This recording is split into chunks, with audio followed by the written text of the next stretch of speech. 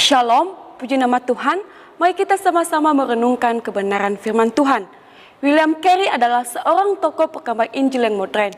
Dan di dalam sejarah gereja, dia dijuluki sebagai bapa gerakan yang misi modern. Dia pernah mengusulkan untuk mendirikan badan misi pada 2 abad yang lalu. Dan seketika, salah satu pemimpin sidang mengatakan, "Hai anak muda, duduklah, jika Allah ingin mempertobatkan orang kafir, Ia tidak akan memerlukan bantuanmu dan bantuanku." Pernyataan di atas memanglah benar. Kenapa? Karena Allah lah yang berdaulat yang menyelamatkan manusia.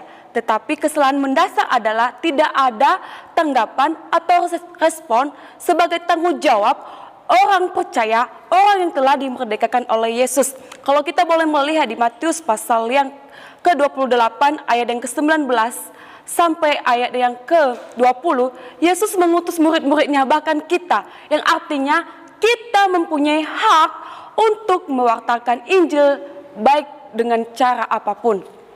Hari ini kita akan sama-sama belajar dengan salah satu tokoh, yaitu Rasul Paulus. Mari kita sama-sama membuka Alkitab kita 1 Korintus pasal yang ke-9 ayat yang ke-15 sampai ayat yang ke-23. Saya memberikan tema yaitu menjadi pemberita Injil yang maksimal. Rasul Paulus menulis surat ini kepada jemaat yang ada di Korintus dengan tujuan dan mengingatkan jemaat di Korintus, karena Rasul Paulus menghadapi masalah yang sangat serius, di mana kota Korintus merupakan kota pelabuhan, kota perdagangan yang banyak dikunjungi oleh banyak orang dari berbagai daerah, sehingga ini mempengaruhi gaya kehidupan orang-orang yang ada di Korintus dan menimbulkan penyimpangan secara etik dan moral. Dan sesuai dengan konteks kita pada hari ini, mengapa Rasul Paulus menulis nats ini? Karena Rasul Paulus menghadapi sekelompok yang memprovokasi jemaat-jemaat yang ada di Korintus untuk meragukan keabsahan, kerasulan Rasul Paulus serta legalitas Rasul Paulus, dan memberikan tuduhan-tuduhan kepada Rasul Paulus bahwa Rasul Paulus melayani mereka untuk meraup kekayaan jemaat di Korintus, sedangkan mereka adalah rasul-rasul palsu yang memiliki kepentingan untuk mencari kekayaan di jemaat Korintus. Tetapi Rasul Paulus tidak berhenti di situ saja. Di ayat 1 sampai ayat yang ketiga, benar-benar Rasul Paulus membela dirinya. Rasul Paulus dengan bijak mengatakan bahwa bukankah aku rasul, bukankah aku hamba yang telah melihat Yesus Kristus, dan bukankah engkau materai dari pelayanan saya? Mari kita sama-sama belajar pada hari ini. Mungkin kita bertanya, bagaimana seorang hamba Tuhan, misionaris, bahkan kita orang percaya menjadi pemberita Injil yang maksimal? Ada 3 prinsip yang saya temukan dari nats ini. Yang pertama yaitu tidak memegahkan diri. Kita boleh melihat di ayat yang ke-15 sampai ayat yang ke-16. Sikap Rasul Paulus ketika berada di jemaat Korintus sangatlah terpuji, di mana ia tidak mempergunakan setiap hak-haknya. Bahkan di ayat yang ke-16, Rasul menekankan bahwa ia tidak mempunyai alasan untuk memegahkan diri. Dalam bahasa Yunani itu keuma, mencari kepentingan diri sendiri, mencari puji-pujian, menyombongkan diri. Rasul Paulus tidak mempergunakan kesempatan itu, tidak menggunakan hak itu untuk memegahkan dirinya, untuk mencari kepentingan seperti yang dilakukan oleh rasul-rasul lainnya yang mencari keuntungan di jemaat Korintus. Rasul Paulus menyadari bahwa ia dipanggil menjadi partnernya Allah untuk menyampaikan misi Kristus di tengah-tengah umat yang belum mengenal Kristus. Adapun alasan mengapa Rasul Paulus tidak memegahkan diri, yang pertama, ia menyadari memberitakan Injil adalah sebuah keharusan. Kita boleh melihat di ayat 16b. Inilah alasan pertama kenapa Rasul Paulus tidak memegahkan diri. Paulus menekankan sebab itu adalah keharusan. Paulus memakai fase itu, pekabaran Injil itu adalah keharusan bagiku. Dalam bahasa Yunani itu ananke, paksaan, kewajiban, keharusan yang harus dilakukan, tidak bisa dielakkan, sudah mutlak menjadi kewajiban orang percaya. Inilah yang mendasari Rasul Paulus tidak memegahkan diri. Dan Rasul Paulus menyadari ketika ia memberitakan Injil, itu artinya bukan karena kuat hebatnya, bukan karena kepintarannya, tetapi karena anugerah Allah dan atas penjumpaannya bersama Yesus di perjalanan di Damsyik. Inilah yang didasari oleh Rasul Paulus mengapa ia tidak memegahkan diri. Dan yang kedua, mengapa Rasul Paulus tidak memegahkan diri, yaitu Rasul Paulus menyadari adanya konsekuensi yang ia terima. Kita boleh melihat di ayat 16c. Celakalah jika tidak memberitakan Injil. Rasul Paulus mengetahui betul ketika tidak memberitakan Injil, artinya ia mendatangkan kemalangan, kesusahan dalam kehidupannya. Karena kenapa? Rasul Paulus tidak melakukan apa yang menjadi tugasnya, apa yang seharusnya menjadi kewajibannya sebagai orang percaya.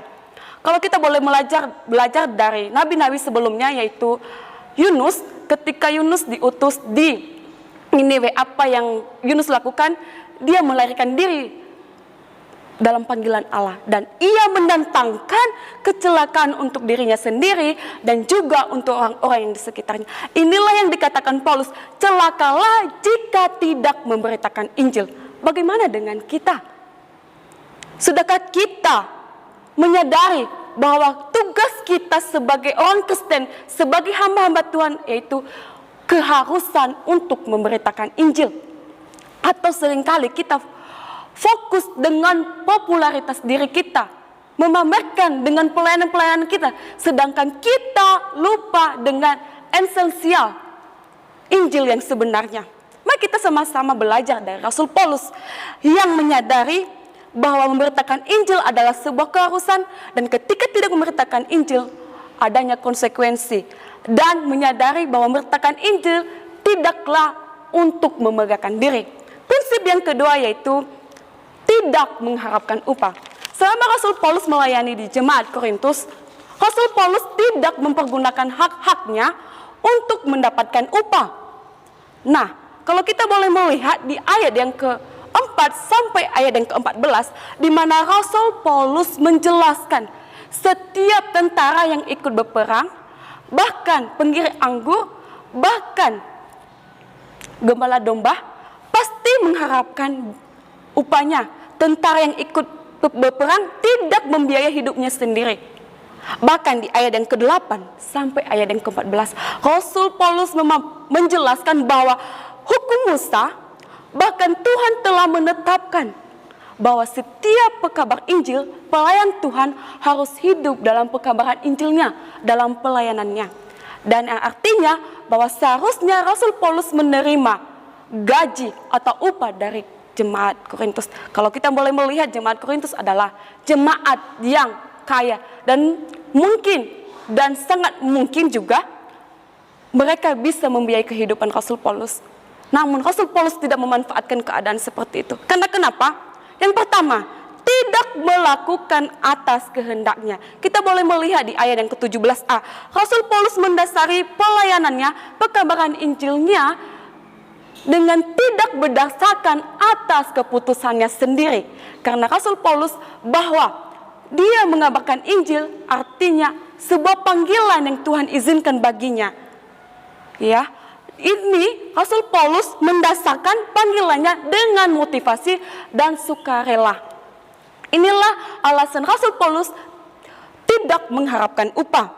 Dan yang kedua, menyadari upah adalah memberitakan Injil. Kita boleh melihat di ayat ke-18b. Rasul Paulus menyadari bahwa ketika ia memberitakan Injil, itu artinya ia telah menerima upah dari pemberitaan Injilnya. Rasul Paulus meyakini ketika ia memberitakan Injil, ia akan menerima upah dari surgawi. Rasul Paulus mengatakan ketika saya menerima upah dari dunia, itu hanya bersifat sementara, fana, bisa diambil oleh orang. Tetapi ketika saya menerima dari sorga, itu bersifat abadi, mahkota yang abadi yang tidak bisa diambil oleh orang. Inilah mengapa Rasul Paulus tidak mengharapkan upah.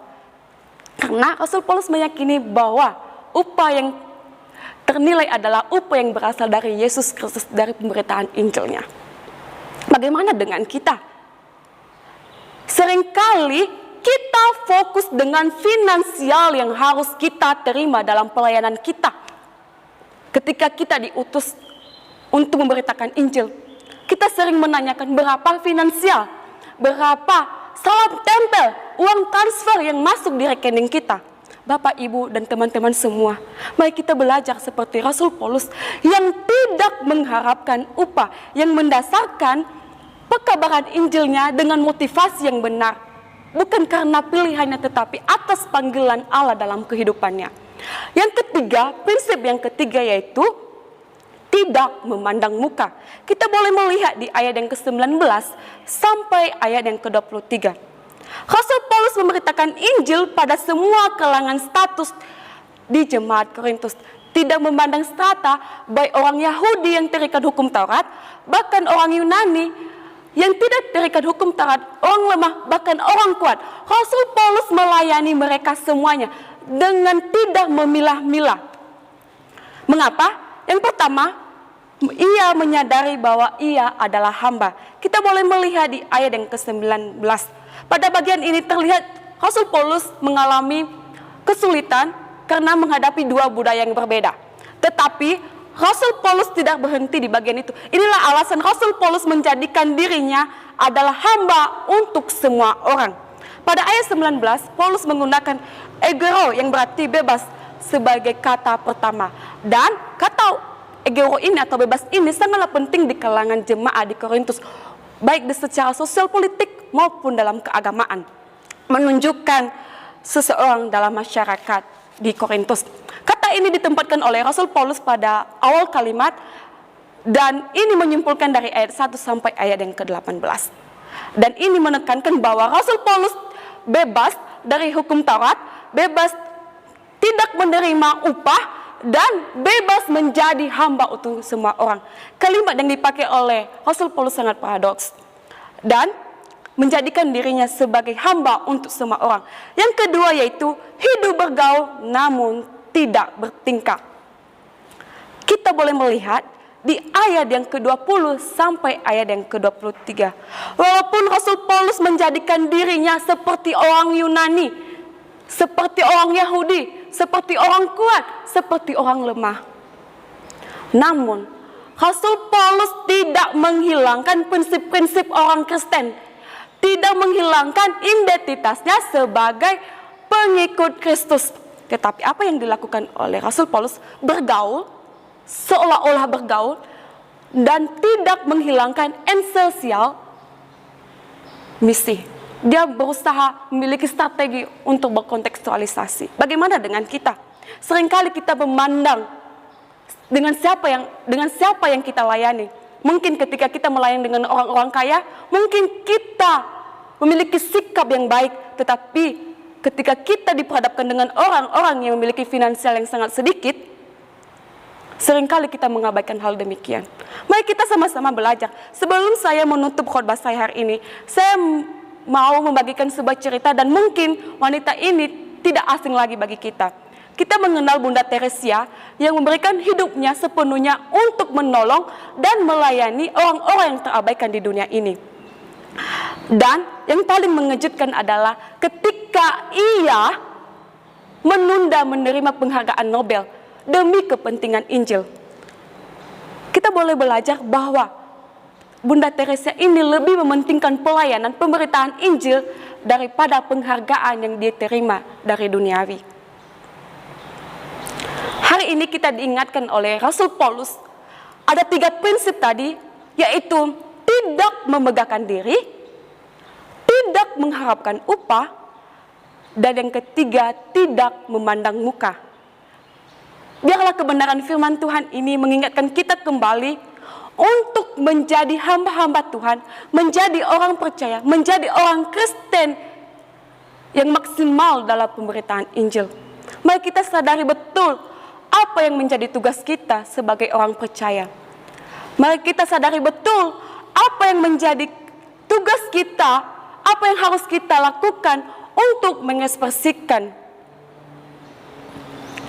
kita sebagai orang yang telah dimerdekakan Kristus. Ada sebuah lagu, hidup ini adalah kesempatan. Mari kita untuk tidak menyia-nyiakan kesempatan ini untuk menjadi berkat bagi banyak orang.